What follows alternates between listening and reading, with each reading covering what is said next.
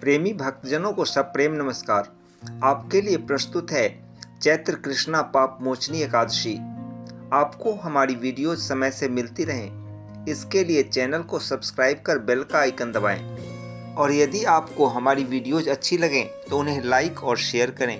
धन्यवाद।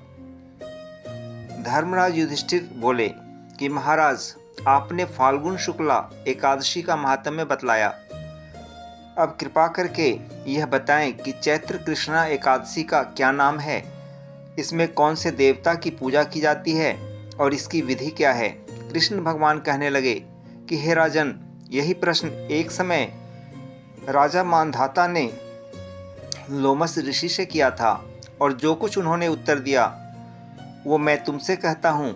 लोमस ऋषि कहने लगे, हे राजन, इस एकादशी का नाम पाप मोचनी एकादशी है। अब मैं इसकी कथा कहता हूँ, सुनो। प्राचीन समय में कुबेर का चैत्ररथ नाम का एक वन था। उसमें गंधर्वों की कन्याएं किन्नरों के साथ विहार करती थी। वहाँ अनेक प्रकार के पुष्प खिल रहे थे।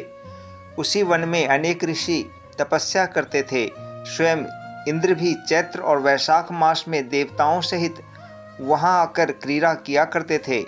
वहीं अपने आश्रम में मेधावी नाम के एक ऋषि भी तपस्या में संलग्न थे। वे शिव के भक्त थे। एक समय मंजू घोषा नाम की अप्सरा ने उनको मोहित करने का विचार किया। वह ऋषि के भय के मारे समीप नहीं गई, वरन दूर बैठकर वीणा पर मधुर गीत गाने लगी। उस समय कामदेव ने भी मेधावी ऋषि को जीतने की चेष्टा की। उन्होंने उस सुंदर अप्सरा के भ्रू को धनुष, कटाक्ष को डोरी, नेत्रों को धनुष की लचक, कुचों को कुरी बनाकर मंजू घोषा को सेनापति बनाया। उस समय मेधावी ऋषि भी युवा और हृष्ट पुष्ट थे, साथ ही यज्ञोपवीत तथा दंड धारण किए हुए ब्रह्म तेज से युक्त थे। मंजू घोषा ऐसे सुंदर ऋषि को देखकर उनकी सुंदरता पर मुग्ध हो गई और अपने गीत, चूड़ियों और नुपुरों की झनकार तथा नृत्य कला द्वारा हाव भाव दिखाकर मुनि को रिझाने लगी। पर्याप्त समय तक यह क्रम चलता रहा और अंत में कामदेव ने ऋषि को पराजित कर दिया।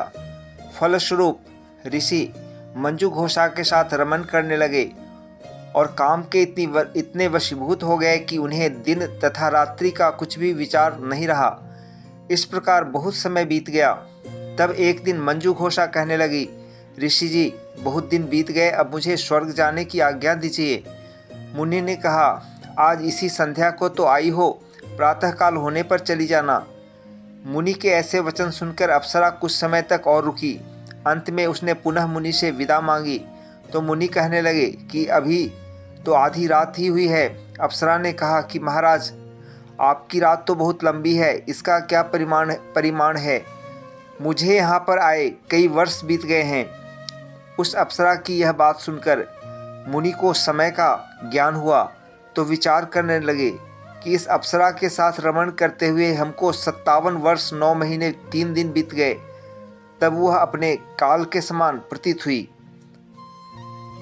अत्यंत क्रोधित होने पर मुनि की आंखों से ज्वाला उत्पन्न होने लगी। वे कहने लगे कि मेरी कठिन परिश्रम से एकत्र की गई तपस्या को तूने नष्ट कर दिया है। तू महापापिनी और दुराचारणी है। तुझे धिक्कार है। तूने मेरे साथ घात किया है, इसलिए तू मेरे शाप से पिशाचिनी हो जा। मुनि के शाप से मंजू घोषा तत्क्षण पिशाचिनी हो गई और भयभीत होकर मुनि से प्रार्थना करने लगी कि महाराज, इस शाप का किस प्रकार निवारण होगा। अप्सरा के ऐसे दीन वचन सुनकर मुनि बोले, हे दुष्टे, यद्यपि तूने मेरा बहुत अनिष्ट किया है, परंतु फिर भी मैं तुझे शाप से छूटने का उपाय बतलाता हूँ। चैत्र मास के कृष्ण पक्ष की एकादशी का नाम पाप मोचनी है और यह सब प्रकार के पापों का नाश करने वाली है। उसका व्रत करने से पिशाच योनि से मुक्ति हो जाएगी। ऐसा कहकर मेधावी ऋषि अपने पिता च्यवन ऋषि के आश्रम में चले गए। मेधावी को देखकर च्यवन ऋषि कहने लगे कि अरे पुत्र, तूने ऐसा क्या किया जिससे तेरा सारा पुण्य छीन हो गया। मेधावी कहने लगे कि पिताजी, मैंने अप्सरा के साथ रमन करके घोर पाप किया है। अब आप इस पाप से छूटने का प्रायश्चित मुझे बतलाइए। तब च्यवन ऋषि बोले, हे पुत्र, चैत्र मास के कृष्ण पक्ष की पाप मोचनी एकादशी का व्रत करने से सब पापों का नाश हो जाता है, इसलिए तुम इस व्रत को करो। पिता की आज्ञा पाकर मेधावी ऋषि ने भी इस व्रत को किया, जिससे उनके सब पाप नष्ट हो गए और वे पवित्र हो गए।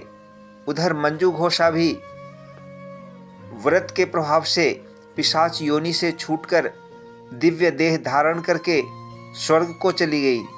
लोमस ऋषि कहने लगे कि हे राजन, पाप मोचनी एकादशी के व्रत को करने से सब पाप नष्ट हो जाते हैं।